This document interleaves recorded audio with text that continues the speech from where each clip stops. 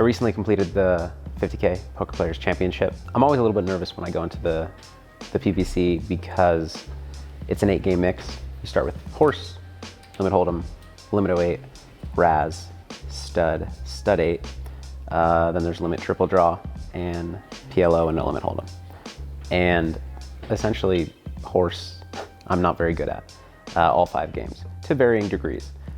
But because of that, I go into this event nervous that I'll make mistakes. And especially as you progress in the tournament and the chip stacks get bigger, the blinds and limits get bigger, those mistakes can be quite costly financially. And so I go in trying to minimize my mistakes in the limit games that I'm not so good at, and trying to maximize my opportunities in the games that I feel I have an edge at. And that involves a lot of kind of strategizing about how I'm going to take advantage of various table makeups and in different games. A lot of times in this event, you'll get a table that's full of limit specialists who can play the big bet games but aren't excellent at them. And in those cases, you can run the table over in the PLO and no limit rounds, just being kind of the feared player in those games. My starting table wasn't the case at this table. Everybody's pretty competent at the big bet games as well, so it was a tough one. I had Matt Ashton to my left, who's one of the best players in the field. He's won it before. Eric Wasserson, Aaron Katz, Frank Casella, and of course James Opst, who's also excellent at all the games. So while there are tables of equal toughness to this I think was even worse because I didn't have that edge that I could really push in the big bet games. Day one was pretty uneventful. I hovered around 250 to 300K from a starting stack of 250K for the majority of it, and then the last level I just lost several Raz pots that kind of played out in a pretty standard way. So no regrets there, but just the nature of these limit games as the limits go up is you just have to chase because you have proper odds to call down, and sometimes the pots get big and sometimes you miss. So I finished the day with 155K or so from the 250K start.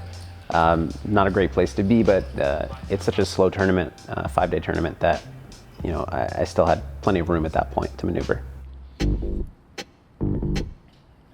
It felt pretty good going into day 2. My starting table, I had Ilya Trincher and Will Wilkinson, both of whom I know but haven't played very much with. But they don't have the kind of tournament success of the other 2 guys at the table, Phil Ivey and Stephen Chidwick, who happens to make run-once videos. Those guys are both good at every game, and even the games that I'm very strong at, I don't have much of an edge over them. So all things considered, again, not a fantastic table. I had my kind of shorter than starting stack, but still plenty of room to play. So one of the first hands that I played after sitting down was an 08 pot with Phil Ivey. And I played it in a way where I folded on the end in a spot where I shouldn't have a lot of hands that I would fold. And Ivey immediately got on his phone, like texting, and he had a smirk on his face. And I thought he was probably texting somebody to say like, well, Galfond's still bad at the limit games. But then I noticed that I got a text from Phil. And I looked at it, and it said, every time I see you, all I can think about is you throwing up in New York. A couple of laughing faces, and it makes me smile, which is something that happened 10 years ago on a wild night out with Phil Ivey. Anyways, I didn't play that many hands at that table before we broke, got moved to a new one. My next table was essentially the JRB show, John Robert Bellande. I show up and Paul Volpe and Nick Schulman are just letting me know that everybody's miserable and JRB's got all our chips. I played a couple of pots there that helped me get back up to starting stack. One was a PLO pot against Volpe, where he raised small blind. I called in the big blind with ace jack 7 deuce with 7 deuce of diamonds. Flop was 10-7-5, 2 diamonds. He bets, I call. Turn is an offsuit ace, great card for me. He bet full pot, which to me represents a hand stronger than mine or a big draw. A lot of people tend to choose smaller sizing there. I haven't played with Volpe a ton. He's a very good player in all the games, and I've played with him a little bit, but not a whole lot of PLO. But anyways, at that point I put him on a strong draw or a made hand better than mine, occasionally like the same exact made hand, but people tend not to go for like full pot value with top and bottom pair, for example. But obviously I have top and middle and a flush draw, so easy call. River is an offsuit 10, which is, I wouldn't say the worst card in the deck, but not a good one. Counterfeits my 2 pair, and he bet 20K into about 34K. And I had a tough spot because I think people in this tournament don't bluff me very often in PLO, but my hand is a good one. I block the ace, I block the 7, and now that the 10 pairs, his value range is gonna be, ace 10, ace ace, 7-7, occasionally 5-5. But those 7-7 and 5-5 are super rare. So I have very good blockers. I don't block any of the straight draws whatsoever, and there are a million straight draws on that board. So I have a hand that is definitely a call in theory, and one that I would always call in cash games against Paul, against basically anybody. But in a tournament like this, where the pot was getting kind of big and PLO is my main game, I think people underbluffed me in that spot. I ended up just deciding that my hand was too good, and the way that the hand had played out with the full pot bet on the turn, he's not gonna have a lot of 10-7 or 10x hands that would full pot the turn. So the number of combos he's representing are so few that I just had to make the call anyways. I did. He ended up having a combo draw, straight draw, flush draw. I think double gut shot plus nut flush draw. And I won that pot, and then pretty soon after that, I had a no limit pot against JRB. I opened button with 10-8 of diamonds. He 3-bet from the small blind. I think his 3-bet was to 22K. I called, so there's just under 50K in the pot. The flop is 10-5-3, 2 hearts, 1 diamond. He bets 25K. I call. Turn is a 9 of diamonds, bringing 2 diamonds. He checks. I decided to bet 45K, obviously call it off if he shoves, but he just check called. River was the 7 of hearts, bringing in straight draw and a flush draw. He checked, and I think I had a tough decision here because I probably have the best hand, but it's really tough for me to get called because I needed him to have like 9x that he was bluffing with on the flop, caught on the turn, and then I need him to believe that I've called the flop bet the turn and somehow whiffed everything and still bluffing. So I took the more passive route, checked it back. I think he had a strong misdraw by the way he reacted, so he wouldn't have called. But that took me back above starting, feeling pretty good. From there, I just went on just an extended downswing, straight down. 250 to 200 to 180.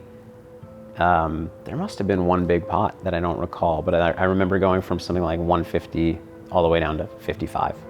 And then lost one big stud high pot where I'd opened with buried 7s, got in a big 3-way pot with Matt Ashton and Paul Volpe, and ended up having 7K left in my stack on the end when Paul bet 10K on 7th Street, so I had less than a big bet left, and didn't improve my hand.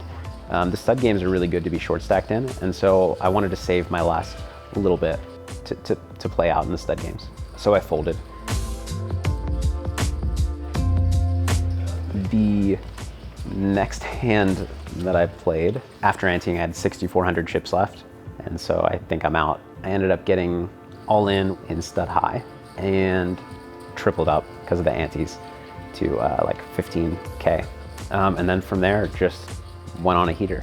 I had a couple of other, I was still short stacked. I had a couple of other all-ins. I had a Raz all-in against Nick Schulman where I essentially won a 40-60. After that, I had a couple of PLO pots that I actually won without showdown. I just shoved the flop and didn't get calls.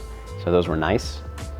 And before I knew it, I was back up to 100K, and really just the rest of the day went up from there. Kind of my 2 most memorable hands towards the end of day 2. One was a no limit hand against Benyamine, where I had opened, this was a new table. I'd moved to a new table with Benyamine on my left, Negreanu and Mattisau on my right. I opened King Jack offsuit, got called by Benyamine and Negreanu in the big blind. I think we were 5-handed at that point, and I was under the gun. Flop was a Jack 3 deuce rainbow. Negreanu checked, I checked, Benyamine checked. Turn is a 9, bringing 2 diamonds. Daniel checks, I bet, and I remember I bet 22K into 30K or so. Benyamine makes it 52K, which is a really small raise on that board.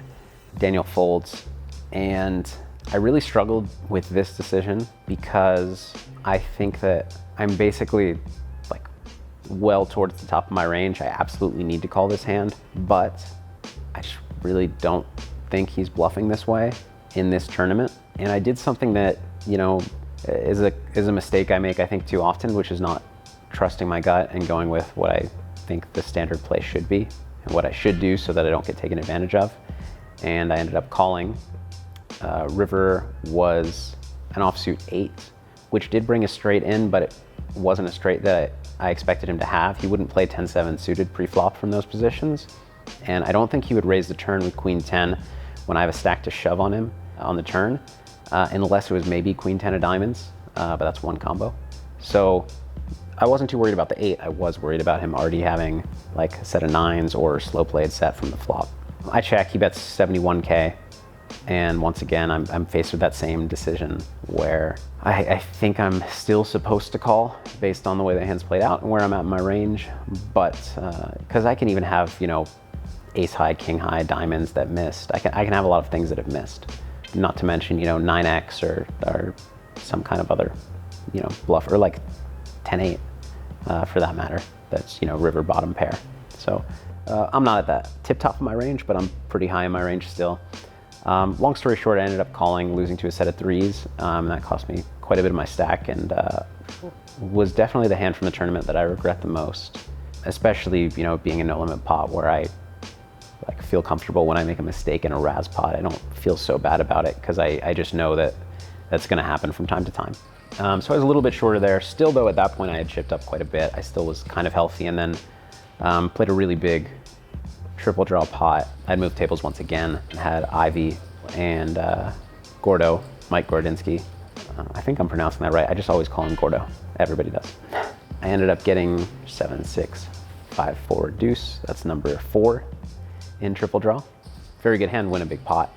And that kind of propels me towards my finish, which after winning a couple more pots, I ended up with 513.5K to end the night, which going from 6.4K to 513 a few hours later is definitely the hottest tournament run that I've been on. And at that point, really, after being in that like tiny stack situation, thinking I was out, needing to survive several all-ins to stay in, I really like felt emotionally like I was free rolling.